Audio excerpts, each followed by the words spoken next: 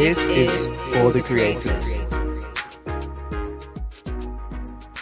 Hey, For the Creators crew, thanks for checking back in for another episode of For the Creators, the podcast where we dissect creativity. And today's going to be a little bit different. I'll be honest, we recorded a spotlight episode with Keato Rich, who is an amazing photographer and art director, who has shot the likes of Stormzy, Mullally, Jay Huss, Anne Marie, and many, many more. But we had a mic issue, which we found upon editing. One of the mics didn't record anything. And that mic happened to be Veneers, so her audio doesn't come through super clear, but you can hear it. It's just not as loud as the other two mics. So apologies for that. You may have to turn up those parts if you can, or just listen carefully. But nevertheless, this is a great episode. Keaton had a lot of good things to say, and he really went deep with his story. So definitely check this episode out. And let us know if you want a part 2, because we explored different issues and things that affect creators in this episode. So hit us up on forthecreatorsshow@gmail.com or DM us on Instagram @forthecreatorspodcast. Cool, man. So describe what you were saying, that you're a creative. Photography. It's a bit like, I hate just being pinned down by a photographer. I think when I was younger, I was all for it. I was like, yeah, I'm a photographer. But now, because I think my passion is driving me more to like creative direction and art direction, so that's kind of the path I want to take. So I want to get more into bringing a concept from nothing and making it something, rather than getting a concept and executing it. If that makes sense. So I want to be the person creating the concept. That's I want to be the definition of how we would describe the creators that we have on our show. Because I think when most people see For the Creators, they automatically assume, and because we kind of say that it's about film and music and the arts, but then for us it's still a lot more than that. Like anyone who's created something from nothing. So yeah, I think everyone's a creator. Like all of our parents are creators. They created a life, which is crazy. Like everyone's a creative. 100%. It's all there. I think it's just it's turned into like a norm, and everyone's conformed to it being like a creative is a typical person from Shoreditch, and they're a creative person with funky hair and stuff like that. But at the end of the day, people that are creating business plans are creators, because they're creating a certain specific way to achieve something. Like exactly for me, I'm creating a certain specific way to please an audience that likes photos. Exactly. It's having a vision and seeing that through, isn't it? And making it happen. And just executing it correctly as well.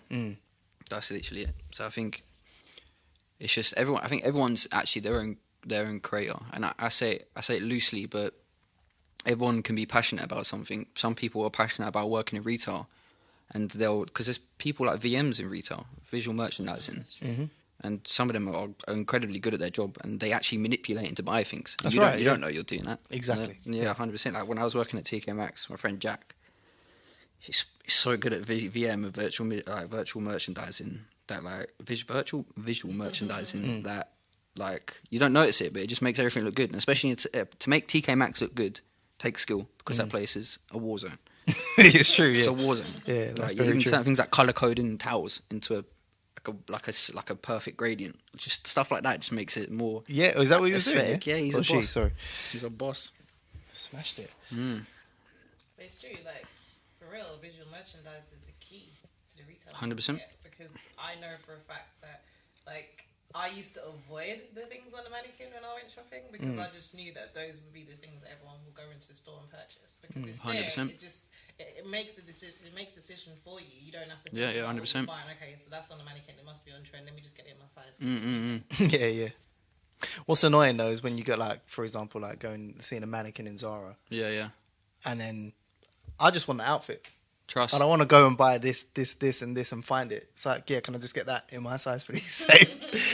I'd rather buy things. Yeah, 100%. Zara's a bit crazy.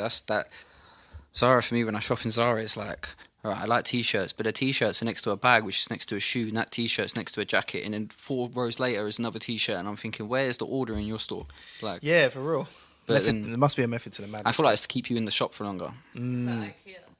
IKEA is so clever. Oh, IKEA is a bum. I actually did a project in uni. So yeah, I went to uni for graphic design, by the way. But yeah, I did a project in uni called Ikezi, and it was playing on the concept of of a paper ruler, and the ruler also showed you the map. So it would have like sofas, beds, and the level of distance would be the level of metric distance on the ruler and stuff like that. Right.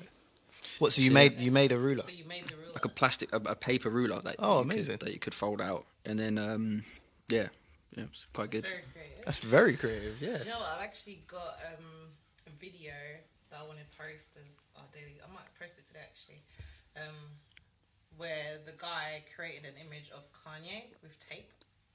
I think I've seen. I actually did that for one of my. It's like he just got. With cassette tape. No, with actual sellotape. Oh. So he got sellotape, and all he was doing, like when you see him doing it, it just looks like he was just putting lines on the sellotaut. Oh yeah, of course, yeah. He'll cut it, and then like put it across like a rectangular, like a portrait sort of cut out. And then when he laid it all out, it was an image of Kanye. Amazing. Smashed it. I'm gonna post it. Yeah, I did something with electrical tape in A levels. What was it? Yeah, was it A levels? I feel like it was A levels, where like electric tape, you can actually bend it, so you can stick it and bend it, so you can actually create paths and you can create imagery, and I just cut into a scalpel and stuff like that. So have you always been like that? Have you always spotted the art in things? I think so, yeah. I remember when I was younger, I had a blue folder. God, I actually really wish I knew what it was, where all my old drawings were on lined paper as well, because sometimes you just didn't have plain paper. And I think who did I draw? I think I drew Forlan. I think that's like the footballer. I think that's like one of I was so happy with it and stuff like that. And you know, I lived Morden, Mitcham area, and there's a place called Abbey Mills. It's like it's a place near Colliers Wood, and I don't know if it's still on now, but they used to do fairs, and I remember going there to learn how to draw, and like use pencils, and I was like drawing palm trees and stuff like that. Yeah. So I think so. Yeah, it's always been like definitely a thing. But I've been saying I wanted to do graphic design at uni since I was like 13, 14. What made you want to do that? I think it was just being able to. I loved the concept of using art to not sell something, but change your mind. Like the whole point of like graphic design art is crazy. Like if you look at the whole sexualization and manipulation in like Coke bottles, like the adverts where a girl in a bikini is touching a wet Coke bottle, water's dripping down it, her hands going down it, and the top busts off. Did you see the video that I posted that looked like a penis on our on our Instagram? And it's literally the same thing, because most Disney characters, they actually start off with really sexual connotation, like have to, 100%. Body part. So like most of the towers in like a Disney cartoon actually they start off with a penis. 100%. And like at the back of it, and even sometimes like if there's a video on YouTube about it, I'll try and find it so I can show you. That'd be good. We can put it in the description for this, but basically like even like sometimes it might look like a plant, but the plant's actually saying sex. Yeah, 100%. If you look at it closely, because it goes back to what you were saying when I was at because I studied media at college as well, and one of the first things that they told us is like when you go to the cinema, for example, like in the pixels of the screen is Coca-Cola and popcorn. That's why you feel like you want to have a popcorn. Yeah, I mean they did Coke when you go to the cinema. Because you know, like when you see an image that's made up of like 1,000 images, that's literally what the cinema screen is, and it's made up. Those images in the background is Coke. For real? Popcorn. Really? I heard something similar where I think they did like a test where they did like short bursts of like Coca-Cola and popcorn and stuff like that. I also heard a mad one about something about aircon, something to do with the aircon to make you thirsty and stuff like that. There's probably definitely some crazy ways that. Because I'm not going to lie, who wants to go to cinema and bust £10 on popcorn? No one. Exactly. No, it's all to do with your subconscious mind. 100%. The subconscious mind doesn't have a filter. Well, it's also to do with colour as well. Yeah. So the colour red. The subconscious mind's picking it up. Yeah. And obviously transferring that message to your body, but you're not seeing it visually because you've already been told that you get to watch a film, so you're concentrating on what's in front of you, but your subconscious mind doesn't filter; it just absorbs. So. 100%. That'd be interesting to look into further. Mate, there's so many interesting things, and like sometimes you got to pay homage to some of the companies like Coke, McDonald's. When you think of Coke, you think of Red. For them to Red is well known. For them to have that signify their brand is absolutely nuts. It's crazy, isn't it? And McDonald's yellow golden arches, they smashed it. Like, no, it's children can't read, but they know McDonald's. exactly. Yeah. Like literally from the age of like Mm-hmm. 1. 100%. I think Coke's one of the most popular words in language, period. Like in every country. Really, yeah, it must be, yeah.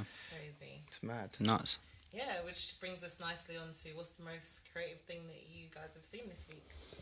Or In a while. I think definitely have to pay homage to, I was going to say Donald Glover, but Childish Gambino for This Is America. Cause Yeah. not even being that type of guy that's like, oh, I'm woke, like, love this stuff, but everything about that is actually genius. The direction. And I've always said he's incredible. He's an actor, he's a stand-up comedian, he's a poet, he's an incredible rapper as well. So it's just crazy, like. It's mad. It's crazy. It's mad. He's so talented. He's up there and especially Atlanta is nuts. Were you at Love Box? I actually just don't. There's not. I wanted to, but yeah, just didn't. For me, this. There over the weekend, wasn't he? Yeah, 100%. Him, Sampha, and probably maybe Pharrell. I like some artists I really want to photograph. Yeah. Yeah, and I probably could have done it all this year, but it was just for me, as a creative, you kind of, and as like a single photographer, not like partnered up with a publisher or like a magazine. It's not that easy to get a press pass. You do apply, but obviously they'll push people with publication in front of you. And if I'm honest, I probably could have got publication, but I was just too lazy this year and I got lost track in life and so you take the L there, but I'm going to catch a couple of W's at the end of this year. So Of course, man. got to keep it going. And also with those opportunities, you want to spend the time to do it right. 100%. I think, and for me, it's going to sound kind of bougie, but I love going to festivals of artists because the media tent is long. Yeah. It's like you're segregated into like a tent. Yeah, like literally. it's crazy. Yeah, Like, I've seen and so for me, last time I went wireless, I was with an artist. I think I was with Nadia Rose last time I went, and that was a vibe. And most festivals I try to go to now, I try to get and backstage, and is where you get the bangers. It's where you get the portraits, the candid photos. Yeah. Hove with a cigar in his mouth. It's where you get those photos. Yeah, like, candid they don't just come into the media tent and do that. You have to get them candid. So, Yeah. but yeah, It's no. in the media tent, you just get in the generic photos. They just You get like the generic backboard of wireless. And Yeah, exactly. Yeah. You get them The paparazzi prepped, ready. shots. Yeah, exactly. You get them prepped for press. That's what they are. They're prepped for press. They're not chilling. They're not vibes in. They're not catching a good time. They are prepped for press. So straight face, say the right thing, doing the right thing, stuff like that. So. When you're backstage as an artist that you don't know and you want to catch a candid photo, do you just take it or are you? I'm one of those people that will just go up and ask. Yeah. And good. the only reason I never used to be, I'm kind of one of those people that I'm like, all right, cool. If I hear someone talking about Nando's or something like that, and I'm thinking, all right, cool, this guy's gonna go get some food in a minute. I'm gonna go get some food in a minute. Right. You got to work it like that. But then I think nowadays I kind of think of it where I think this is gonna go off. If I get this photo, I have to get this photo. I'm gonna go get this photo, and if I don't ask, I don't get. And I will never know. But if you ask, is the shot still candid? I mean, I wouldn't say candid, but because they're not. They're not in the press. They're not like. Yeah. And if I'm honest, with the press rooms, one person gets a snap, everyone's like, "That's sick," and everyone else gets the same snap. But if you're backstage and you're chilling, you can get a snap. You can get a snap and just walk off, and no one knows you've got that snap. And you're thinking, "Do you know what? 10 p.m.'s coming. Everyone's on Instagram. Hold it, and that's it. You upload it, and you're chilling, and you're the one." Because like photographers love being the first person to post snaps, and that's why we edit after a festival during the night. So in the morning, we're ready to post in the morning, and we're also ready to post at night. So we just constant content. Because like when Drake hit Wireless, I think the first photo I saw was from Ashley Verse, and I was like, perfect. I was like, that's all I wanted to see was one person get a sick photo of Drake at Wireless. Because I love other people achieving, other people winning. I like seeing other people's work. As soon as he got that, I was like, yeah, perfect. He's the man. Sick. So how did you work out the timing of it all? Obviously, is it going to lots of festivals and knowing that, all right, when 10 p.m. hits, I need to I think it's upload not even these festivals, photos? it's just Instagram times. Because I work, like I said, I work for a guy called Milali, so I do his creative stuff, and I also kind of help him with his social media. And then because he has like a high amount of followers, he's a great person to kind of judge that on, if that makes sense. And I'm one of those people that I want to get the most likes and I want to have the most engagement. So I do research and I do look behind. And if you own a business account on Instagram, you can check your analytics, your most recent times, and majority it's like 9 p.m. because everyone's about to zone off in bed. There's like times where you don't post is like, I think any time from like 9. I don't ever post on Saturdays either. Do you know what? I've actually realised that because Saturdays everyone's out and Out. about. So it's Friday literally night blocked off as well. The slowest time on Insta. 100%. I've realised that definitely. Yeah, Sunday's a great time. Sundays are good. It's just basically you just have to find the chill out. The downtimes. So in the morning when people are like on their On the way, way On the way to work, on the way, lunchtime, you're on your phone again. on the way back from work. On the That's way it. back from work, basically. So that's how I try to time it. That's how you have to do it, literally how you have to do it. Essentially, that's when you get the most engagement. But then it gets deeper when you get more famous because you don't always just have your own country. You've got Exactly, to benefit yeah. for. You've got to Yeah. benefit for America. True. It's nuts. But I think at the start you kind of look where your most followers. Because I got followers from Bangladesh, crazily. Like, Yeah. just got loads of nuts. I got like some followers from quite all over. But for me, majority of my followers are from the UK, so I kind of just try to run on that time. And if I'm honest, at the moment, Instagram's not trying to let you in with posting anyway. They're trying to hide your posts and all that. Yeah, we've noticed. And I'm trying to work out because some posts that you put up and you'll get an amazing, like, crazy amount of views. Crazy. And you're just like, all right, so I know it's a decent post, but like, Really? what Yeah. makes this way better Yeah. than the other post? So it's crazy, but we digress. Yeah. What is your most Yeah. creative thing that you see? Yeah, sorry, I run that conversation. No, mad that's completely fine, man. okay. That's completely fine. Most creative thing I've seen recently or this week is Ariana Grande's new video, directed by Dave Meyers. Oh, he's the man. He's the He's the man. man. He's the man. And I'm so glad he's come back strong because for what? So Dave Meyers done all of like Missy Elliott's Oh, dope. like really crazy outlandish videos. Did he do the one with the fists? Fist? Oh, for Ludacris. Yeah, did he do that? I think he did do that. Yeah. So he makes just some a man. really creative music videos. I actually miss Missy Elliott's videos. Yeah, I man. miss Missy Elliott in general. In general, because yeah. She was ahead of her time. Above. Fully. Like, if they put out some of the stuff from like the 90s, early 2000s, I still think it would work It's because it didn't fit into a box. I think it's the It just- corniness. I love the corniness, but the corniness was done so well that it just works. Yeah. And they had, fully. like, babies crying and all kind of like Yeah.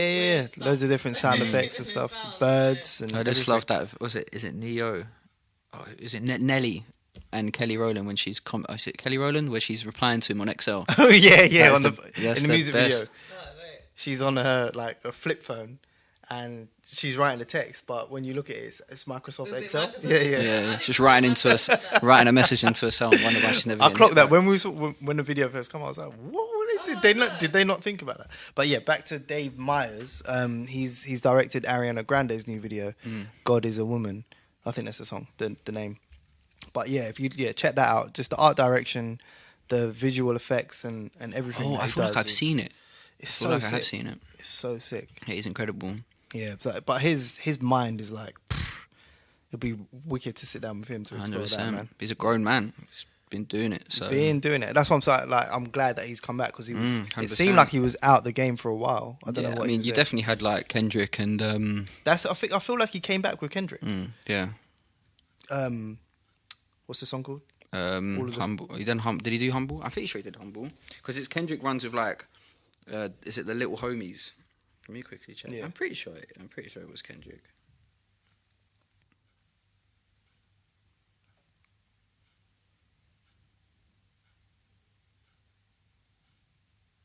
Oh no, he did the Justin Timberlake one.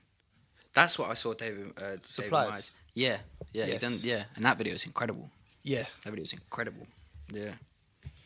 Yeah, I'm just seeing the similarities between that and Kendrick's one with SZA because he's using a lot like multiples of people. Yeah, and it's very like, it's like minimal CGI, but it's just so well done. If that makes sense. Yeah, And for me, I'm not, when I do like visual work, I'd love to be able to do CGI, but I'm more of a cinematic man for me. And like computer graphics, computer graphics, computer you see when generated you see like images. someone in the space when they're not really in space. Them vibes. Yeah. Yeah, like for example, in Ariana Grande's video, she's doing a hula hoop with the ring of Saturn. Really? Or Galaxy. Wow. Yeah, I need So to see this. things like that. Like it's proper sick, man. Like the way they've done it, and the way they've shot it, like the quality. Nuts. It's next level. It's next level. So yeah, that's the most creative thing I've seen this week. The most creative thing that I've seen this week is Mr. Jam's doing this thing on his drive-through show. Where basically he's taking like modern day songs. I've heard like mostly rap so far. If you check out our profile, I actually posted the one with Big Nasty. So basically what he does is he changes lyrics of like a rapper's song and makes it into formal English. So he actually did that with gigs. And you had to try and figure out like what track he was playing. He did another one with this American artist called Buddy. And he figured it out, so that was pretty cool as well. So yeah, I thought that was really interesting. It's a good format. It's yeah, not really something that you think of every day, and 100%. it's really like thinking outside of the box. So I thought that was super creative, and it's kind of like maybe we need to start bringing some elements like that onto the podcast. Yeah, we yeah. discussed like having something like that in this show because it's kind of more freestyle than like the full interviews. Just to get the audience engaged, and it will make for good content. For real, yeah. Definitely. Yeah, definitely. We should think 100%. of something like that. Yeah, man. Yeah. I think I saw something else. Was it? I don't know if it was Hasbro. Is it? Who's the highlighter company? I saw like Sketches. no highlighter, the one that do like actual highlighters back in school. It was like an advert where it was like Oh yes, yeah, I know what you're I talking think it was about. I'm pretty sure it was women, important Yes. women that in the background of photos, and it, like they have the picture and they draw a highlight from their head up, In yellow, yeah. and they have like who they are and what they've done and stuff like that. And I think it's just incredible. That was a wicked And concept. genius, absolutely genius, Wicked concept. Actually highlighting. amazing. Like I can't remember the company, but yeah, it's all highlighters that we've used. I've actually seen like another take on that, another video that I want to post because I literally just go and find the videos and I just have them in my phone. But it's actually this artist is like he painted Michael Jackson, like the new version was like underneath, and he painted the old version on top. But then what he gets is like a scalpel and he scratches it off. scrapes it Yeah, off. must be like oil And painting, it right? kind of like reveals the old, like it reveals from the old Michael Jackson, it reveals the new. Sick. Oh, Michael wow. Jackson. Sick. I'm gonna post it so you guys can see. But there's just so many like creative people out there. It blows your mind. And every mad. time I'm going for Instagram, I'm just like, what? Not sorry. I saw something on Twitter. It was like I think it was a kid in Africa with biros, and he was like incredibly, or I don't know if it was pencil or biros. And he was so young. I think he was like 8 or 10. Yeah. It's incredible. But we featured one on our profile. It might have been the same one. Might be the same one. Yeah. Pencil. And he was only like he became a professional artist when he was 6. Yeah. Maybe. Like, Smashed it. like, you're 8, but it was like Killing it. realistic. Killing it. So much good talent out there, man. Definitely. Incredible. Yeah. So back to your story. Mm. So you're in uni. You Yeah. discovered that you wanted to do graphic design because Yeah. of how it can manipulate. Well, not necessarily I went to, I manipulate, think but because I had a long journey at A levels. So I went to A level, did art, psychology, critical thinking, and ICT. Did 1 year of that ASs, and then my school actually closed down and turned into Harris Academy. And 2-2s now. They didn't want me to come back into the sixth form. Stuff happened. Nothing. Just didn't want to conform to wearing a suit when I'm doing art. I'm not trying to mess up a suit when I'm cutting things up and painting. It makes no sense. Right. And they wanted me to travel between classes to like Crystal Palace and all that. It just didn't systematically in my head make sense. Stressful A levels. Why am I going to stress myself out even more travelling? So yeah, I found a sixth form. Funny enough, it was a girls' school. It wasn't intentional, but How did you get into a girl's? because it was a mixed sixth form. Oh. But it was like super last minute. I had to get a sixth form. Literally like 2 days. I had 2 days to get a sixth form, and I was thinking, Christ, I'm in trouble. And they had a dark room, like photography dark room, which is really rare to come across. Like not many schools in South or around my area at all have dark rooms. In general, it's an old format. And went in there with a portfolio and luckily got accepted. And I did photography, ICT, art. I think that was it. Did I do 4? it sounds like 3. I did 3. Yeah, photography, art, and ICT, which is perfect. Like it it's just sounds perfect like for what me. you're doing now. Like, exactly. it makes So sense. yeah, I did that, and then got into Ravensbourne, and then I think because that course alone let me kind of infuse photography. The whole point of Ravensbourne was to collaborate. There's no lectures. Everything's all divided in like shutters, and you pull doors around and stuff like that. So it's studio space for like 9 floors. Okay. Yeah, it's sick. Really good. It's a really good university, and they push you. They got great rental stuff as well. Can me being a spokesman, he's cut a check. Secure the back. Cut some of my finances I got to pay back. Yeah, exactly. Yeah, so they encourage you to collaborate with all years, like third years, second years. That's really good. They want like photography. They much rather you not outsource. So they much rather like if a fashion designer in the school needs a lookbook, they'd much rather you get a photographer from the school. That makes sense. Yeah, it makes 100%. Makes 100% sense. You gain experience. And a network. Yeah. But for me, I think I didn't, because without sounding arrogant, I could do my own photography and I could do this where like it did pull me back a little bit, and I didn't get the full collaboration, if that makes sense. And because I'm such a perfectionist, I couldn't let someone handle someone else with my work. Right. I have to have full control of everything. Like, it makes me nervous. Like if I have to send work out to get it back, I get nervous the fact I don't know if I'm going to get it back in time. Yes. And stuff like that. So yeah, it was uni was good, and I think I did graphic design because I didn't want to get taught how to take a photo.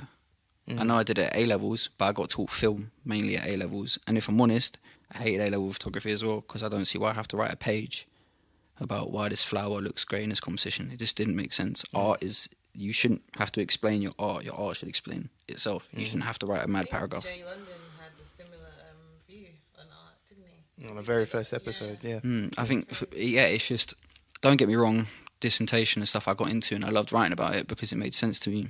I wrote on those creative subjects, increase mental health issues, stuff like that. So I looked at like if like creatives in the industry now, are they suffering from mental health and stuff like that. So that was, I don't mind writing about something that I'm passionate about, but I've already sat down in my head and thought about why I'm doing this. And I think with graphic design it was quite easy because I could kind of portray it in a sketchbook rather than having to single-handedly write. But annotating everything for me just isn't for me. I can't wrap my head around it. I don't want to annotate everything. Sometimes I think thoughts should stay thoughts. If people want to be inspired by your work, then you should let it go. But for me to, some people, I guess everyone works different. Some people love to annotate and they love to get their memories down. But for me, I'm quite lucky and I don't really. Yeah, but I mean, for most creators, we pick art. And you pick your art because that is the way 100%. we can express. 100%. Not in an academic way. Which is why it's crazy, right? Which is why I'd write a song and not have the conversation. Exactly. Do you know what I mean? I bro, 100%, 100%. Yeah. So, what was I saying? Yeah, I just didn't. I did it, and because it was a passion of mine. I wasn't bad at it, and I was managing, but it was just. If I'm honest, yeah, uni definitely was just destroying my mental health, and it was just making me. If you start to resent something you're paying $9,000 a year for, there's a problem. Yeah, there's a real big problem. So yeah, and then. Did you hate structure? Because annotation is one thing, but how did that impact on your mental health? Is it? I think it was just me. I lost my mum last year, and that was. Sorry to hear that. Life happens, man. So that was like that happened like during uni time, if that makes sense. And then, when she went intensive care is when I had, like, my last hand in. And I was just deciding, nah, it's not for me, man. I can't do this. Like, I just want to take a year out and kind of... I think once you lose someone... Because my sister lives in Canada, so it's just me and my mum. Like, right. It was like a fight or flight, kind of, that situation hit. And I was like, oh, God. Like, I had no one to turn to. It was just me. Obviously, I had my pals and I had my best friends around me that I can't love enough for supporting me. And just, if I'm honest... I'd much rather them not kindle, like wrap me in wool, and if I'm honest, they were just brutally honest with it and was just like, you got to do your thing. Yeah. Like, you just got to keep going. And if I'm honest, I'd love that more than anything because when I tell people, like when people are like, oh, who'd you live with? And I'm like, oh, like I don't have a mum or anything like that. Like, oh, I'm so sorry, which you guys did, obviously, which you should do, like, in any situation. But for me, I don't want you to feel sorry for me just because life happened to me. Of course. Like, everyone loses their mum at some point in their life. It happens. For me, it just, unfortunately, it come a bit earlier than others. Yeah. But yeah, no, so definitely I was going through a mad tough time with that. And I'm one of those people that, I'm quite strong. I'm very strong, but you do get those times where it's just too much. And like, it stresses you out and you get too much. And being a creative, your mind is constantly racing. Like, I don't get time in my head and everything. Like, I look at something and I'm like, oh, yeah, that'd be sick for a project. And I'm thinking, why can't you just stop? Like, Why can't I just You have can't turn it off, man. time off? Yeah. Yeah. Yeah, even when you're sleeping, flipping still like, because It's I've done nuts. that with myself. You're sleeping and then you wake up with answers. Yeah. It's like when do you Yeah, actually yeah. switch off, and it can become a burden. 100%. It is a burden, and that's like why I say like I think creatives are more inclined to get mental health issues. Yeah. But yeah, it was just running me down, and I can't lie, it was the best decision I've ever done. And maybe I will go back and finish it off. I think for me though, I think it was. As weird as it was to say, losing my mum was definitely kind of, because I've always had to look after her growing up and stuff because she was disabled. For me, Right. it was like someone taking one foot off my chest and the other one's still there. So like a bit of me felt a bit relieved, and it felt like, because before I couldn't just go, all right, cool, I'm going to LA. Like, Yeah. I couldn't just sack it all off and go. Like I couldn't, because I had someone to care for, and I had someone to look out for, and I had someone that I wanted to make sure well-being was perfect 24/7. So it did give me a lot of relief. But obviously it comes with sadness and grief. Of course. But yeah, no, it was uni is great, and I think I'm not going to be that type of person that goes, I dropped out of uni and look how successful I am. You shouldn't go uni. If you want to go uni, go uni. For me, uni is a life lesson. It's not you may learn a lot, but you learn a lot in A levels. Like, and if you're really passionate about your subject, you'll probably know most of the stuff you're getting taught in uni. And if I'm honest, uni just teaches you to go read a book. I actually think that uni's more about having patience to see something through. Exactly, and that's what people see in jobs. I've noticed that because it's like if you have any job description, once say you come out of university and you go into the workplace, every single job I've been in since uni, it's almost like going to uni again, because you still have to go through a process of training, because you now have to 100%. understand that organization, How that where company you're works. working, understand their processes, their policies, and everything else. So, and then at every level of your career, you continue to learn. So I actually think that the whole purpose of uni is to demonstrate that for 3 years you did something and you were able to stick with it and see it through. absolutely. Because as we mentioned before in a previous episode, as a creative, by the time what you've learned at uni, by the time you come out, it's probably expired anyway. Yeah, I can't. Especially In with A the levels, industries I that- definitely knew more than my photography teacher at Photoshop. Like 100%. Yeah. Like 110%. And the internet gives you so much now because you can teach yourself. It's crazy, and right? I find that most teachers, again, like for example, your teacher at A level was probably taught that way. And it's not probably Exactly. not, That's yeah. enhanced his skills or added to it. So you're coming in and it's not like you're showing off. It's just that, you know, it's your passion. It's my generation. It's My something generation you just is do the all the creative. time. Yeah. Yeah, I felt that as well in uni for the 3 months that I was there. They were like, hey, there's Jeez. this 3 months. Yeah, there's Man this was on new- probation. here's this new music. They were like, here's this new music package that we're going to go through. We're going to go through the manual. We're going to go through everything. Yeah. I'd been using that for Trust. 2 years, and I'm like, I make 10 beats on this a day. Yeah, I know A this. day, I like, got this. and Yeah. I was just frustrated, and I just did. I think that kind of happened to me at first. I think exactly you. It's the first 3 months. It's kind of like the honeymoon period of university. You got freshers, and like, if I'm honest, it's kind of a blessing, because if you know it, then the first 3 months you can kind of. But then if you're driven and you want, like, if you can spare 3 months to go out and get drunk and party and that lot, then uni's great for you, like for that first 3 months. But then obviously if you want to go into uni, you want to learn straight away and you already know your craft a little bit, the first 3 months are definitely boring, because they are teaching you the basics. So they should do, because they have to make sure you know that before they go forward. Well, I feel like your university still sounds slightly different to. Oh, it's 100%. It's 100% different. Yeah. It's why apprenticeships are so popular now. Because when you go to university and all you're doing is just learning theory, Yeah. there's no practical application when you come into the workforce. Because the minute you sit down with, like, say for example, I studied business. When you come into the workforce, you're only learning the theory. So if you don't know how to apply it, no one's going to take you seriously. So it's important for you to be gaining experience firsthand in whatever your discipline is. Yeah. To make sure that when you go in the workplace, you can actually command like a decent salary. 100%. And I think that's why I like work experience in school. I think it's a great idea, work experience, but someone needs to sit back and think about it just a little bit more, because that idea can be pushed a little bit further. Yeah. Like, you can help kids get into something they want to do, which I think Yes. some schools probably do, but most kids probably just go. Like for me, I think I worked in a pet shop. I haven't no. I worked in a I think what stationary they need to do is they need office to tell supplies. you about work experience before the year when you do work experience. So Yeah, you can 'cause- actually research what you want to do. Like I did work experience in Newark, It was just because it was like, I think we were given several options, and that was available. Yeah, you pick them out, and I just chose it. Yeah. It was only like when I left secondary school, I understood the value of gaining experience, and I went out and I gained, like, I volunteered a lot when I was younger. Yeah, it's definitely key. Gain the experience, but I just think in school that I think teachers and most people that are in like a profession like that, they just get laid back, and for them it's just a job. It's only so often that you find a teacher who's really invested in their students that will go out of their way, and unfortunately you don't really have and I think I learned kind of like the public centre. Obviously when I was losing my mum, I had arguments with doctors, and I met terrible nurses that need to be booted out of the NHS, and I met lovely nurses that need to be paid 20 times more they're worth. But then for those jobs, I think you go into it knowing it's not well paid, unless you're a doctor and you're on 100k and stuff like that. It's obvious. I'm not saying it's right, but you know it. And I think you go into jobs like that, like police, you're going to protect people. Yeah. As a teacher, you're going to teach people and give people a better life and educate the youth and educate other people and educate adults as well, because some adults go to university.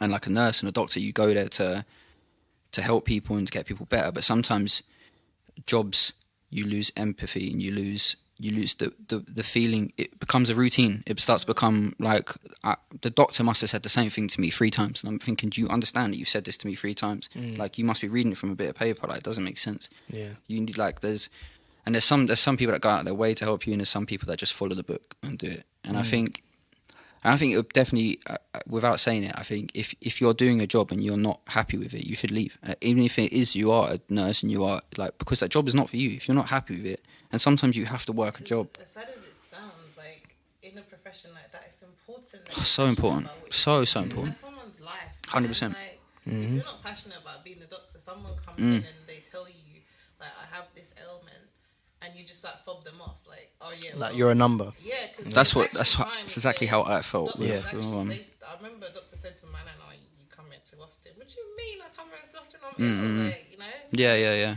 And I feel like now, but I also feel like it's the NHS and these organisations, like school with curriculums, they put pressure on the teachers, and 100%. NHS puts pressure on doctors because Yeah. obviously, like, your GP can't spend more than about 10 minutes with you. So Trust. you can't even explain properly what your ailment is before they have to get you back out. And like, my GP was saying to me that I need to have a telephone conversation first before I can have an appointment. Yeah, it's crazy, right? If I'm phoning you and you're telling me, like, I rang the doctors today and they said to me the next appointment's in August. I'm like, do you think I'm ringing you because I just didn't have anything to do? Yeah. Like, I may be sick in 6 like, weeks. You're telling me, like, I'm going to be able to see you in 2 weeks. Yeah. By then, dude. So it's crazy. But anyway, we digress.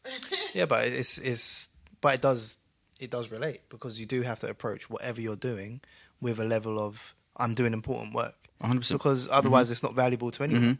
You know, if you're a doctor and you're not approaching it with that sense of, I'm bringing a sense of value to these people, then you're ultimately taking value away from them. You know, you're not actually, what are you helping? Yeah. I can see the flip side though, and I always like to do that with 2 conversations. I always like to have like the pros and cons. Of course. And I think that's the main reason we say it ourselves, is I feel sometimes people go into the hospital for the minorest things, like a cold. Like, there is people that overreact and stuff like that, and that does happen to people. But I feel like if it was me and I was doing photography jobs and someone was booking me and not turning up, it's not really the same concept, but not wasting my time as such, but they could, or using me for a job which they could have done for someone else, and I didn't actually have to do it, someone else could have done it, if that makes sense. That's the same principle really, that a doctor, regardless of a cold, there's levels, but underneath that there's pharmacies, then you got your GP, That makes sense. then you got your chemist, and you got that. So I feel like sometimes they may feel like they're 100% overworked, and if I'm honest, we got to count our blessings, because if we lived in America, it'd be mad. to call an ambulance, it's like $500. Yeah. Like, it's a lot. Like a brace on your leg is like probably like 15 grand. It's gonna put you in debt. I remember I spoke to this lady and she had like a freak accident, a fan so they went to America on holiday, and a fan in a restaurant just like flipped off and went into her head. And Oh my! Did she have insurance? But the thing is, they wasn't sure if they're because I think they had like travel insurance. Yeah, They yeah. weren't sure if that covered They ain't it. gonna cover it. But the insurance starts from the ambulance picking you up, mate. Like you're paying for the Yeah, ambulance yeah, to pick 100%. you up It's mad. and take you to the hospital. I was like, wow. I think out there they're super harsh on like cold calling like ambulances for jokes. Obviously, everyone's probably done it as a kid, like called police or called the ambulance. I think out there they are mad crazy about it because obviously they feel like they should have some money about it. And so it should. If people call like ambulances and people don't understand how much that costs, it costs a lot. And I feel like someone told me about how much it costs like for a policeman or something like that to do something. But it's a lot. Like, it's a lot of money, and there's a lot of money involved in the public sector. And because it's public, no one understands. If you're crying wolf and there's actually someone with a serious problem. That's the thing. Yeah, 110%. Yeah, no, 100%. And I think until we understand how privileged we are to have free healthcare, I think it's still going to be an ongoing problem. It's going to be back and forth. It's 100%. Yeah. Okay, so tell us a little bit more about how you got into like jumping from college over to from university to actually now doing what you're doing as a full-time professional photographer or creative. Yeah, like I said, it was the fight or flight kind of vibe. And I was probably making enough money in university to be relatively stable when I come out of it, because I was just constantly, for me, like I said, I had to, when I was in university, I was working with quite big brands because I thought I have to get out there and I have to be one up on top of these guys. I have to, when I go out there and I'm like, who have you worked for? And I'm like, oh, I've worked with like Nike, River Island, this and that and that. I want them to be like, wow, really? Like that's what I wanted to do. But then obviously when I come out of it, it just kind of excelled me a little bit more, and it pushed me into into a wave. And I think it is literally just being resilient.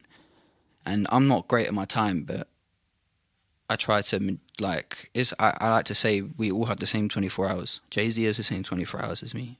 Like everyone has the same 24 hours. Elon Musk has the same 24 hours. Like, and you just have to utilize your 24 hours.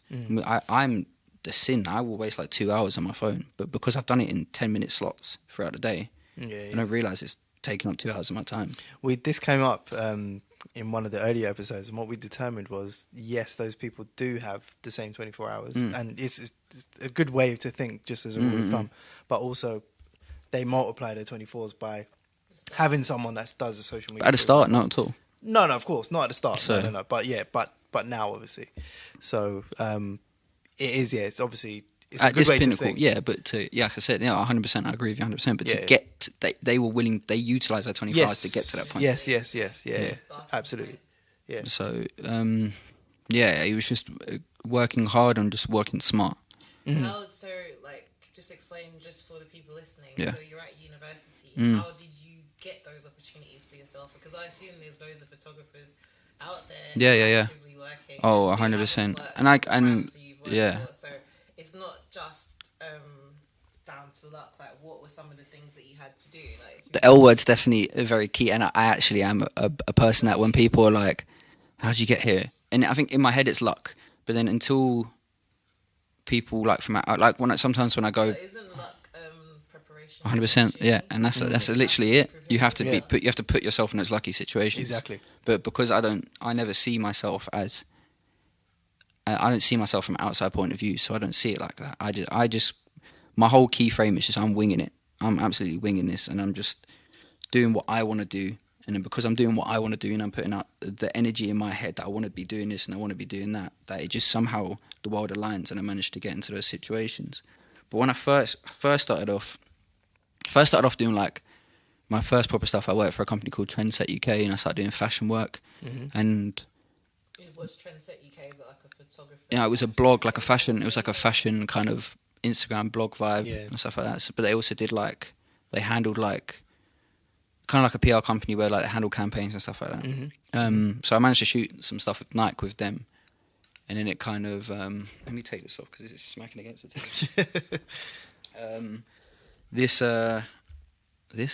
That kind of propelled me into like a situation where I was able to get better at my craft, and I was able to be in situations where a lot of pressure was on me. But I'm one of those people that kind of, sometimes I like a little bit of pressure. Sometimes I like being put in a situation where I'm uncomfortable, because that's when you mostly excel, and you perform. That's how you grow. 100%. So from then I actually started moving into grime photography.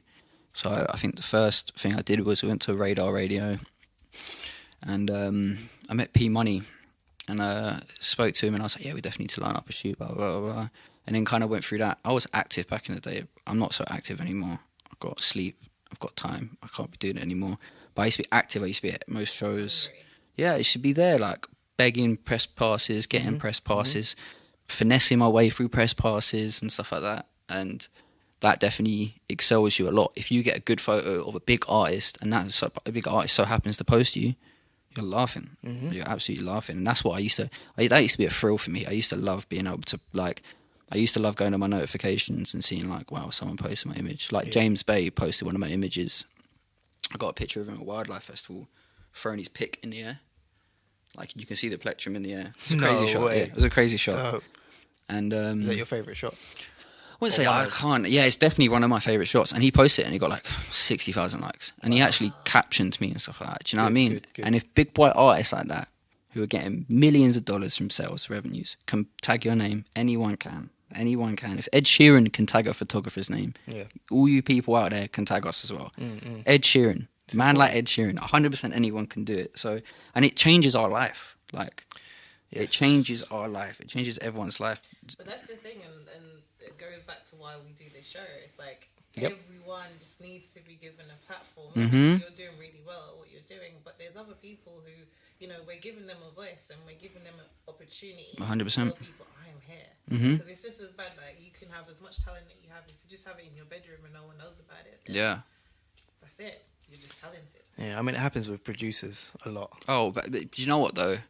I think if I was going to be anything in the music profession, I think I would either be a producer or a songwriter, because I'd love to have that much money and still be able to walk on the street and go to Starbucks and get a coffee and go calf, stuff like that. Which you guys can do, and some of you guys have got cake, like some of you got money, songwriters, like chilling. You'll get there, bro. You'll get there soon. Speak it in. No, definitely, man. Yeah. So whilst we just touched on social media, I think that's really a really nice way to bring in topic of the week. Okay. Because we've had such an awesome conversation so far, but really wanted to get into topic of the week, which is what impact has social media had on photography as an art form? I mean, you got the typical Twitter response that everyone thinks they're a photographer now, and everyone's got Instagram and that lot. But Instagram's just a start. You build a following off Instagram, but you'll soon discover the big boy Instagrammers, like photographers, have got other things popping that are making them money. Like, you got Ranklin, who's like one of the biggest photographers, has Ranklin publishing and stuff like that, and he has like a production company and stuff like that. Right. So Instagram's not his revenue, but he's sitting on a good 100. I think he's sitting at like 100, 200k followers and stuff like that. That's what brings people into the other businesses. 100%. So, and all these photographers out there, especially LA in America, you'll slowly start seeing them doing how-tos, selling their presets, all this kind of stuff. So they're realizing that. It's funny, the same thing happens with production. Yeah, exactly. Beat packs and stuff like that. 100%. Yeah. So what's a preset? A preset is kind of like an Instagram filter, basically. That's a good way to put it. Like a filter that you make for your particular style. Like, I've got loads of presets for different moods and stuff like that. So if someone, because when you actually think about photography, if I took a portrait of someone, there's no way of stopping, apart from me being able to position it in golden ratio and composition. But someone can learn composition, someone can learn golden ratio, someone can learn how to shape an image. But then when it comes to the editing desk, our images can look exactly the same. But if I edit into a way that's typically known to me, people are gonna. It's like a watermark. It's like, sure. I think it's definitely manipulated what's popping, and like it's definitely changed. I think some people on Instagram shoot because that's what their followers want. Does that make sense?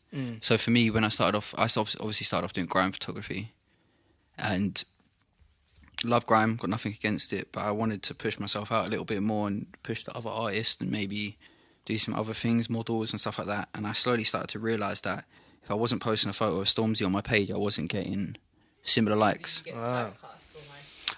Yeah, and exactly, and I didn't want to, and I always said that, and I was like, I have to kind of get away from that stigma of being that photographer that's going to get the shot of all these grime artists and stuff like that. And so I kind of had to push myself away from that, and it definitely was, it takes time, 100%. And it'd be the same thing as if Justin Bieber one day, actually no, it's probably different because he could probably do anything and everyone will follow. But start somewhere though. It's also important to appreciate that you have to start with something, and there's always something that's going to put you in the limelight. but then you can diversify. Yeah, I mean, it's like, like Justin Bieber just running off and just doing drill music. Everyone be like a bit like, what's going on? Right, exactly. But it might pop off and people might start liking it eventually. So True say.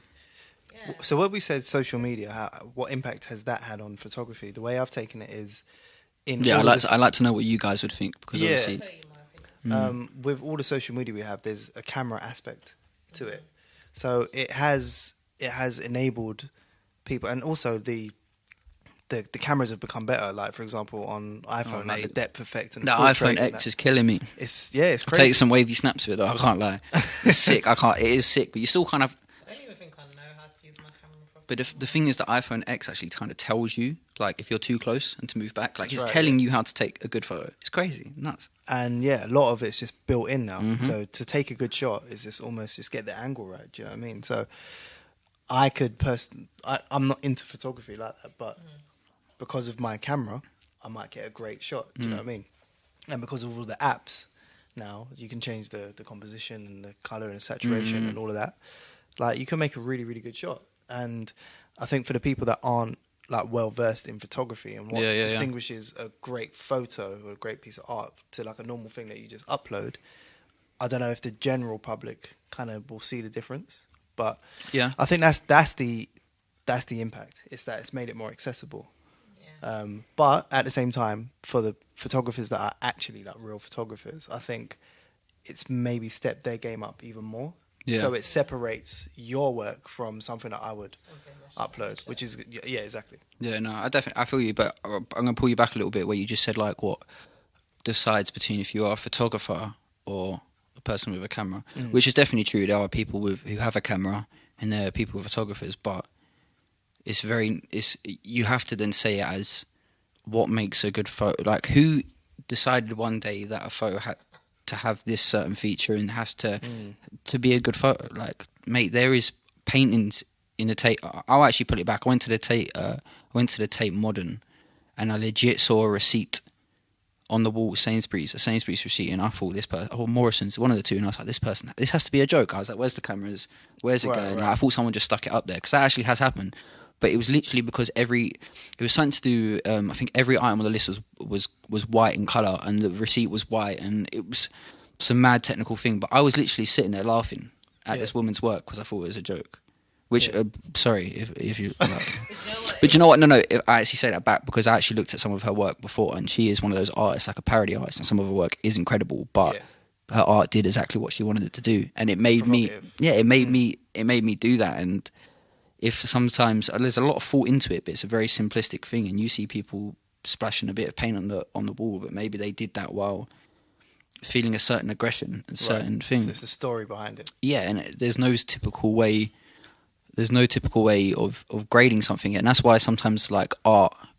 I remember I told my teacher this, and she was like, "Oh yeah, it's this mark," and I was like, "Okay," but no one told the guy that. No one told like painters like Picasso what was good and stuff like that. No one graded Mona Lisa distinction star. Like, that didn't happen. It's funny that you mentioned that, because when we had Stasi in, who's an artist, because we were discussing art, and we were talking about because he was saying that the reason why someone like Picasso upped his game was because they introduced photography.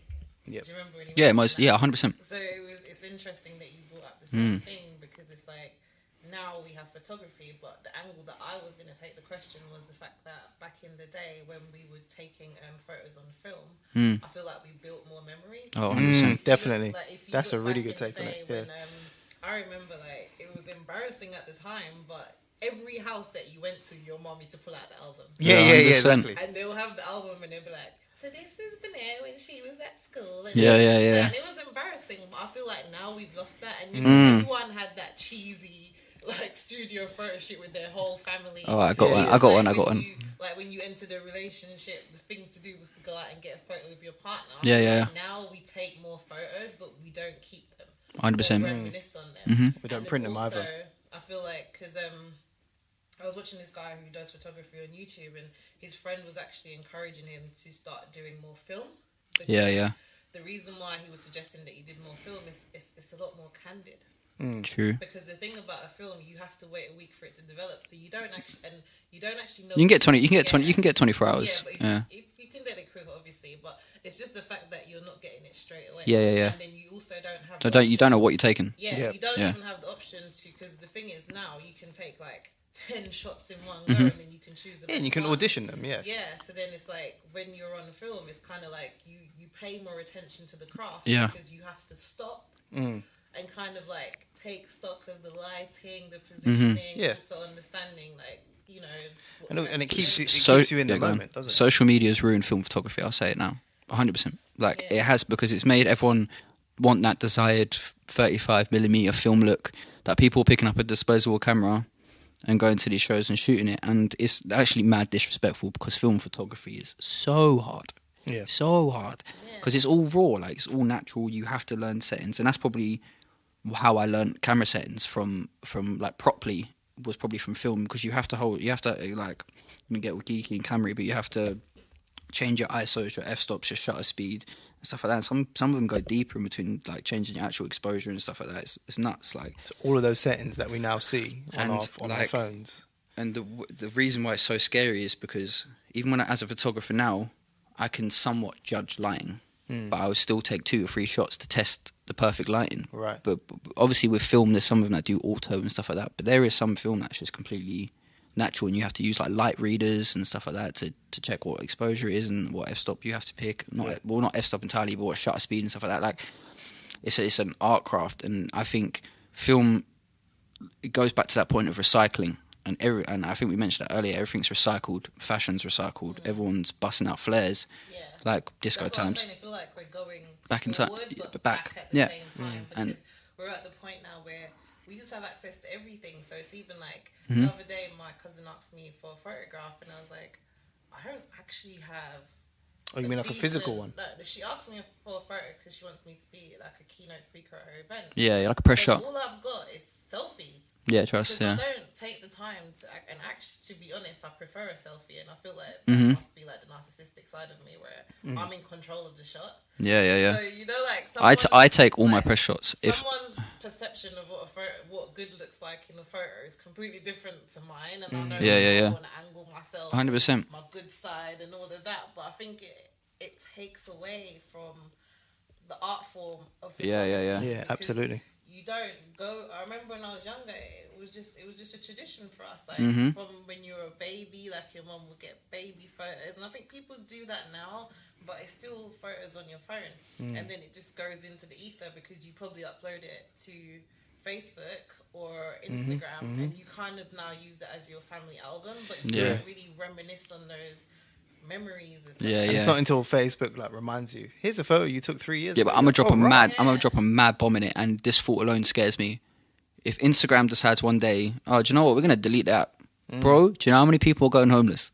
It's nuts. Like it is nuts. It's crazy. Yeah, and that's different perspectives as well. So from the social influencers who that is now literally bloggers who get paid 24k for one post. They're like, all right, who's paying me 24k to post something on my website? No one. Yeah, because you ain't got that many followers. Yeah, and that's why I say like it's key to sometimes move up, have a side project that aligns with your Instagram. Like, yeah, absolutely. But what was talking about film? Like, I was going back to it. How like disposable, like people, when you're saying how it's like social media not ruined, but changed photography. It has definitely, because film was not hugely, like people didn't want the concept of a grainy photo. They wanted a clear, crisp photo. And with film, there is. Yeah, and with film there is a slight little tinge and a slight little vintage look and a retro look, because it's film and stuff happens, reels get dirty, overexposed. Because I was looking at, sorry to cut you, I was looking at like Kim Kardashian's done a campaign recently for Fendi, and I feel like they're trying to capture the film. Yeah, some people shooting. Listen, I've tried and it's unachievable. You can't shoot in. They tried to emulate that sort of look. old school look. So I feel like people they want it, but they still don't want to use it. But yeah, but what is nuts though is you can get large format film and you can get really crispy, clear film. Yeah. But obviously it just has that film look, and I think with the reason why that's so true, and without calling Kim Kardashian out, I generally think it's because you can manipulate an actual photograph a little bit more, and you can change things, and you can make the hip smaller and stuff like that. That's another angle, I guess, that we can explore, because I remember, like, do you remember when we went to the event and then afterwards, like, Shan was like, I want to edit my pic, like, calling Shan out, but I didn't. And even there's some girls where on Instagram you can see where they've used Photoshop and the whole room is moving in. Yeah, that's why you hire me, and I'll do it for you. Right. But I should actually. I was thinking of like jokingly starting a business where I just edit people's selfies for money, and I actually generally think it will pop. What do you do when you go public? It would. Yeah, I would just bust it all off. I'd be like, what? Yeah, I got that. 100%. What, $3,000 for surgery? Nah, I got you. 100%, I got you. £5, I got you. Nah, no, we never charge £5 for that. But yeah, it's definitely like it's scary. 100%, it is scary, and it's not how I want it. It's not how I want photography to be pushed out. And for me, I'm like I love natural light, and I feel like artificial light sometimes does look artificial and it looks forced. And you can't resonate with an image. Like if you see David Beckham in a H&M campaign looking all chiseled and gorgeous, and he's chilling there like, and the light's hitting him perfectly, it's never gonna, like, without an artificial light hitting him, he's never gonna look like that. It's not gonna happen. So Right. I feel like, and the whole point of photography was to capture moments for later proof. And True, yeah. The moment you're capturing is actually false and it's not real, and it's and don't get me wrong, I've been in the studio, I've used studio lights, and I've done that, but I still think. Well, I think it's just what we've grown used to. 100%. Even like before there was Snapchat and Instagram, Yeah. I was content with posting the photo on Facebook with just however it came Bebo, out. mate, I'm pulling it back to But then Bebo. now- Yeah. Yeah, but then Face now, pic. when I, like, even now, I don't use, like, say, the bouquet of flowers on my Yeah. I still feel like I need to put some kind of, like, filter, because it clears away your Cool. spots. Yeah. It makes you look, all cool and whatever. Yeah. But I feel like I never had to do that. I feel like before. I feel like the different apps are like different rooms, and Trust me, certain I apps 100% are like- agree with that. It's like Instagram is an app where everyone's dressed up, and No, it's all like a that. mirror. So it's like, It's like your dressing room. right, exactly. So when Yeah. you enter that room, it's like, oh no, I need to dress up here. Do you know what I mean? But if like Facebook's like more family and stuff, so it's like, oh, I can be a More bit more chilled, vulnerable. Do you know yeah. what I mean? So yeah, it's definitely effective for Well, it's funny because we're talking about how social media affects photography from a professional stance, but it's just effective photography. Period. Yeah, For absolutely. people Yeah, that, nuts. For obviously people, everyone takes selfies and like what we was discussing. So yeah, man. I think it's influencing people to become a photographer for the wrong reasons as well. Because some people want to become a photographer to. Yes.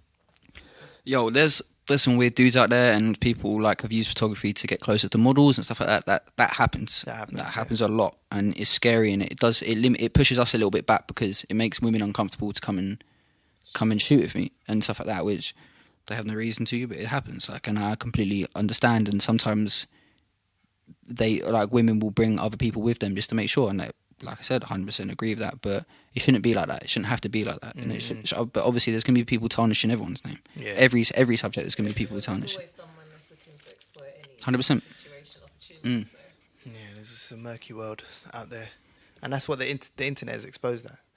And like we was talking about recently, like we've thought that Instagram is basically like the whole internet in one thing now. Bro, it's crazy. So it's going to be representative of the world, good and bad, isn't it? Yeah. So, Because that's what my question's always been.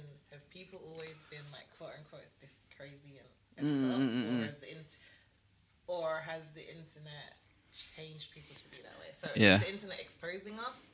I Or think is it revealing. I think it's a bit of both, and I think it's revealing people's true. Sometimes it's actually revealing some people's true characters, like the weird side, like that guy that goes around and feeds a deer baby carrots. Have you seen that? no. It's like, I think he's American, and he drives around in in a BMW, and he always, it's like Camilla or something like that, and he's like, yo Camilla, come here, I got some baby carrots for you and stuff like that. And it's the deer, it's the doe or something like that. Yeah, and he's actually tight, like he'll come back and they'll be there and he'll feed him and stuff like that. But I feel like What the deer's out in the wild? yeah, and this guy pulls up and they know each other. Deer will know to come out. 100%. And I feel like as weird, as strange as what I said was said, but I feel like that guy, everyone has a little weird side, and everyone wants to bust the Kiki challenge and stuff like that, and it lets you express yourself a little bit. Because you would just do that in the mirror. You'd be doing that at home, doing these challenges. Because everyone's tried to do a challenge at home by themselves. Everyone's busted Millie Rock in your bedroom. Of course. Stuff like that. So You have to practice before you do these. yeah, of course. you can't show yourself up. I couldn't even practice before I did mine earlier, but Yeah, but yeah, it happens, and it does allow people to express, but it also tarnishes people's real feelings, and it pushes them out to be something different.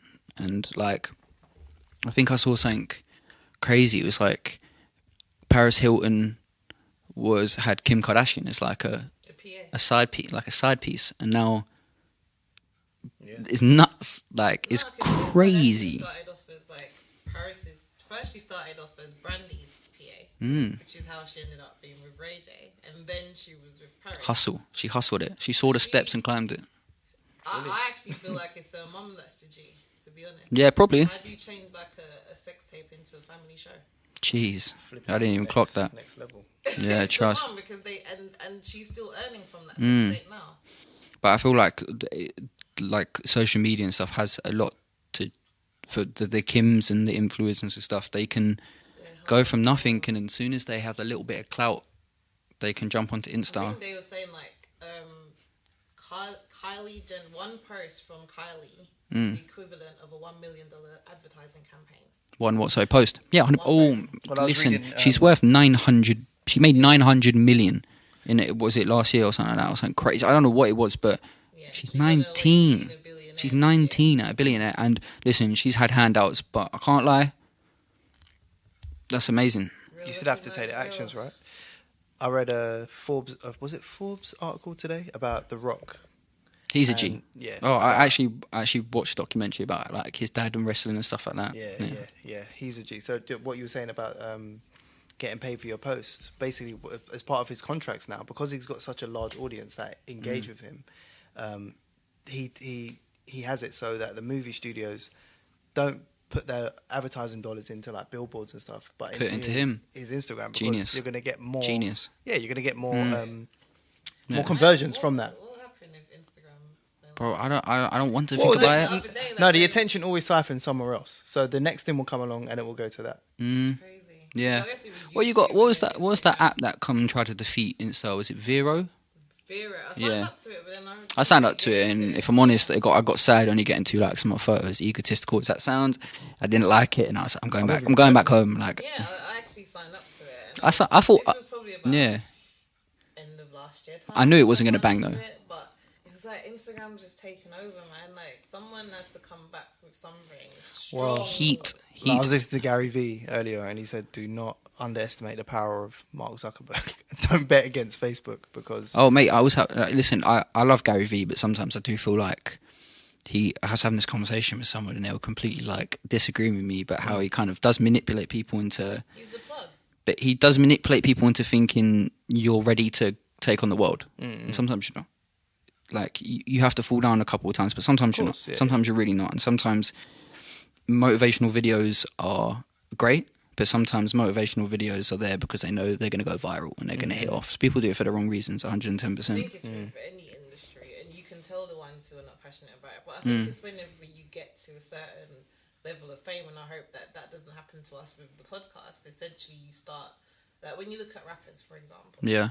Like when 50 Cent and that started out, they were hungry, so their music's Get the always strap. better their music's always better at the start. Yeah. But then as they acquire fame and the struggle's not there, like Yeah, 100%. you're not like Not hungry for it trying anymore. to get that record deal. You're not hanging out in the car park of a record label so that someone comes out. So The hustle, Got to yeah. keep that hunger, man. is going, and I Yeah. think you even explained that about yourself. Like you're getting a little bit more comfortable now. Yeah, so. I'd love someone to give me 100 million just for 24 hours and see how I change the person. Because in my head, I like to think I wouldn't. Because I like to believe I'm quite a generous person, and if I'm winning, everyone else is winning. That's how I believe. Like if I was gonna say it, if I F with your music, I will plug your music to everyone I know and to who I cross paths with and stuff. Because I believe that creatives need to share, and that's why like social media is great because it does allow you to share. And exactly what you said, don't sleep on Mark Zuckerberg because Facebook is popping.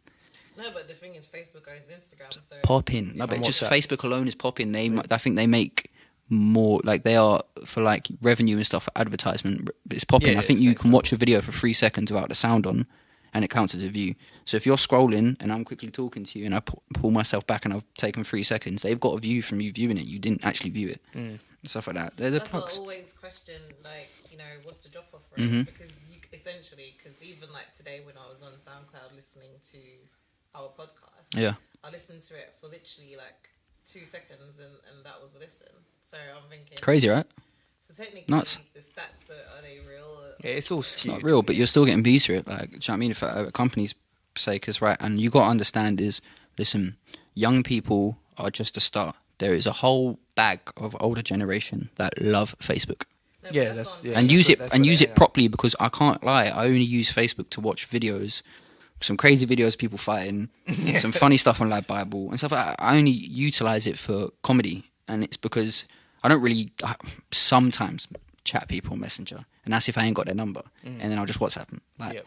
I don't utilize it. Twitter, I don't really. Twitter's another thing where I just scroll and find something funny, or if someone's in beef or something's popping off, I'll use it to see that. But more time, it's like the only app I utilize properly is probably Instagram. Well, I think what gives Facebook and these apps longevity is that we're kind of. It's like when you grew with an artist, we're growing with these platforms. 110%. as well. So when you had. So, for example, my grandmother, she wouldn't be on Facebook, but when we become elderly, we're already in tune to these platforms. We're gonna be on. We're gonna be on. I think we're gonna be on something Like, different. They said that about like the porn industry. Like the porn industry is huge Nuts. at the moment, but it's only going to get bigger Yeah. because as we get older, we're still Yeah, gonna yeah, watch yeah. porn, and we're still going to communicate with it in this way. Yeah, so yeah. The only reason why some of these platforms are not as big as they could be is because of the aging population. 100%. So those people who are dying out, but once they've gone, and it's just gonna. It keeps going. continue to just That grow plus and grow more and people grow. coming online, Yeah. because Exactly. not the whole world's not online. I think it's just a journey, because like we had Bebo, MySpace, Twitter, Instagram, Facebook, and I feel like it's just we grew with social media because we are I the. remember High Five. Do Yeah, I you remember High Five. I feel like I remember that, and it had the logo as a hand. Yeah. Yeah. Crazy. And you grow with social media, and we are that generation, as it, like of this kind of population is at the generation right now. We are growing with social media, and from an outside point of view, social media is heavily dominated by Facebook as like an advertisement, as a thing, like the F and the Twitter and stuff like that. Like it's all. So from an outside point of view, it hasn't grown with social media. The first thing they're going to jump to is the one that's seen the most, and that's probably going to be Facebook. And that's probably why I think a lot of the older generation use it. That's right. Yeah. And it gives them chance to catch. And I can't lie, the guy smashed it, man. The guy lets you add your, like, everything is so well thought out on Facebook. Add in your school allows people to catch up with old school friends. Perfect. Add in your town, where you live. People can search you by where you live. As much as it's stealing your data and pushing you out there, it does the job in it, and it lets people Well, that's why connect it's again. Got so Yeah. many users. Yeah. It's nuts. But they've lost a lot of trust as well. Yeah, and I was having this conversation earlier about will Spotify ever be will Spotify ever get taken over, like as one of the biggest streaming sites? And I'd love to see it. I think it was Spotify has, don't quote me on this, but it's close, like 140 million users, and it's got 70 million paying users, which is huge for a streaming service. And I think only Apple only has like 40 million but they've paying done it- users. They've done it in a shorter time. Yeah, That's the difference. but I think Yeah, I mean, it's funny with that, because there's always something that comes around that no one thought of. true. But then you got Tidal, and Tidal's concept of how they were going to bust it. I think it was they were paying more to the artist. Every million views, it was like 10 grand plus. Yeah, I think Spotify's like 4 or 5k. Yeah. So that was their thing, but it didn't work. And people pay. I pay for Spotify, but I wouldn't pay for Tidal, which is nuts because it's the same thing, really. But It is.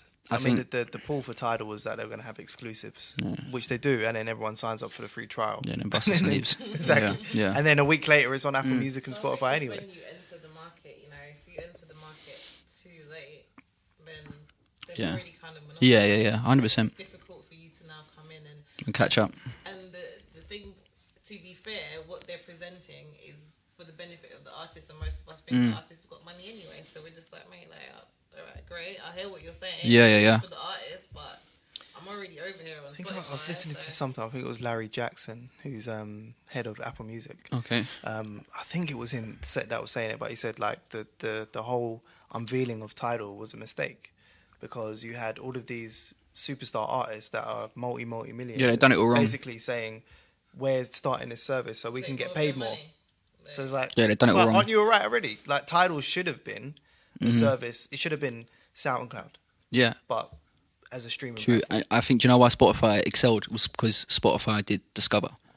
And I think that I don't know the statistics, but I can probably put money on it that when Discover started coming around, Spotify got more popular because I want to listen to new music. I've got such an eclectic taste in music. I'll be listening to gigs, and then one second later I'll be listening to like S.G. Lewis, and then I'll be listening to like Erykah Badu. Like it's all crazy. It doesn't make sense to me, but it's how I work. I think I've got a playlist called like "What Music You Into," and then the caption is share that. Yeah, do it. And I think literally the caption is everything G, because it is like I listen to absolutely like man. Music's music. It's just, you have access to so much these days. Why put yourself into a box? But we need to ask you sorry we're getting getting crazy with it. We need to kind of like round this session up now because I've thoroughly enjoyed the conversation, but I know that we've probably got into like nearly 2 hours. So it's 1 hour and a half. Yeah. So in terms of, you know, what would you say is something that really inspires you? Is it like a motivational quote or anyone that you really like look up to in terms of like, because you're quite young and you're driven. So what gives you that extra burst on those days when you're feeling down, especially after what you've gone through? I have a lot of self-belief, and I have a lot of people around me, which I'm so grateful for, that do believe in me. And when those days where I'm like, yeah, I'm doing this, and they're like, yeah, but you're killing it. And I'm like, and then I've got sometimes a bit of self-doubt where I'm like, I'm not really killing it. And they're like, you're actually killing it. And it actually takes the man, it takes the girls, it takes everyone, family, to literally just give you a little bit of a push and be like, yo, this is what you're doing. Like, people, like, as soon as I did the BBC One Extra thing, I went to the Derby day after, suited and booted, feeling myself, had a good time. And then people come up to me like, yo, the interview was crazy, it was amazing. And I honestly expect people to really care because they see me on a day-to-day basis. They see me out, they see me that lot. But I can't lie, after hearing so many people saying, we're so proud of you, how far you come, even if they are clout chasing, if I'm honest. But regardless of that push, and it does help, man, 110%. Like, just a little, like, you're wavy is great. It's amazing. It pushes you up. Knowing that people believe in you. 110%. But I think... some days you need it more than for sure. someone to just say a kind word. They don't have to say it. Yeah. Whether they need it or not, they did not have to say something nice to Yeah. you. So. I think asking for my inspiration for me is one of the hardest things, because I'm one of those people that really just gain inspiration all over. Like, for me, I'd love to be like the UK equivalent of like Virgil in terms of creativity in the UK. I'd love to be at that point where people bow at that man's feet. Anything he does, like, and he bosses it. Like, went into Louis Vuitton and it's just done a madness and stuff like that. Off-White madness, Pyrex madness. Everything's a madness for him. And I'd love to be at that point where I think it's more opportunity as well. Like, some people, a lot of opportunity needs to be giving out for people to push themselves.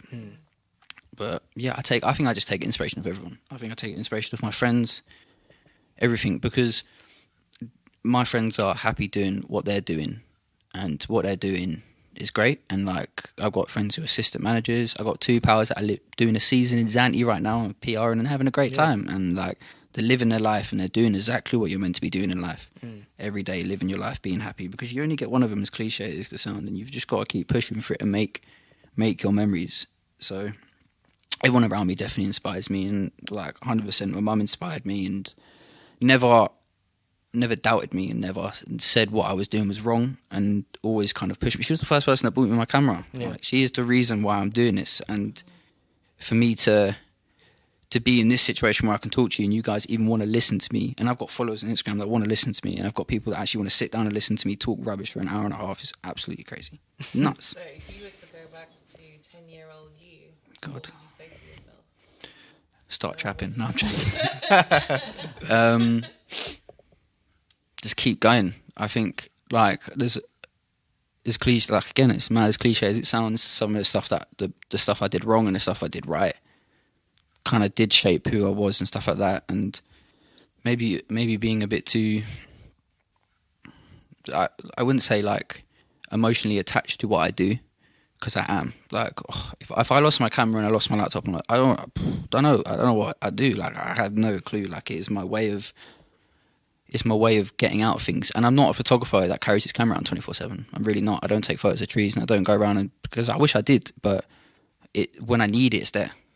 It's like, that's the camera, and everything creative is my drug. Like, it gives me time to, everything in my head, it gives me a chance to put it out and for me to physically see something. So yeah, it's just you just got, I don't know, it's just got so much It's a lot. Yeah. Yeah. That's good, man. Amazing. That's really good. Really good. It's been wicked having you on, man. I've learned It's been amazing having me, man. Learned Thank you a so lot. much. Thanks for giving us that insight into your life, man. Yeah. Yeah. Yeah, soz, it got mad deep though. Nah, never be sorry for that. Yeah. Never be sorry for that. Nah, that's all good, man. So where can people find you online? So Twitter is Keaton Rich. Instagram it's Keaton_Rich.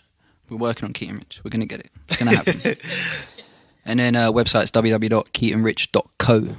Not .co.uk, not .com, .co. I've had to have that. It's fancy. Say that same It's thing fancy, as well, man. yeah. It's new. We're coming with it. We're trying to change it. And yeah, and this is going out to everyone. If like any photographer, and I'm not self-proclaiming that people are going to want to message me, but if you want to message me, because I've had people messaging me before saying, "Thank you so much for your time," and I'm thinking, bro, just a normal guy doing this, same as you. Like, ask me these questions. I will happily give you. I'm not going to tell you all my secrets because no one's going to hire me then. But if I can incite you and give you some insights, and it's amazing that stuff like this exists. Yeah. Because it's now like an hour and a half of me actually talking about my craft rather than me showing you my craft. Yes. So, yeah. 100% it's so needed. Appreciate you coming on, man. Thanks. Thank you so much for having me so much. Thank you. Wicked. As usual, guys, remember to follow us on our social profiles as well. On Instagram, we are For The Creators Podcast. And on Twitter, we're _The Creators. If you're listening now, thank you very much for listening. And remember to share, review, and recommend us to your pals, your friends, your sister, your mama, your brother. All of the above. Yeah, but just thank you so much for listening. Always remember to click on the subscribe button because that means it gets downloaded straight into your app and you get to listen to every new episode that comes out. But for now, thank you very much for listening. Thanks very much for listening. Bye-bye. Cheers. Bye. See ya.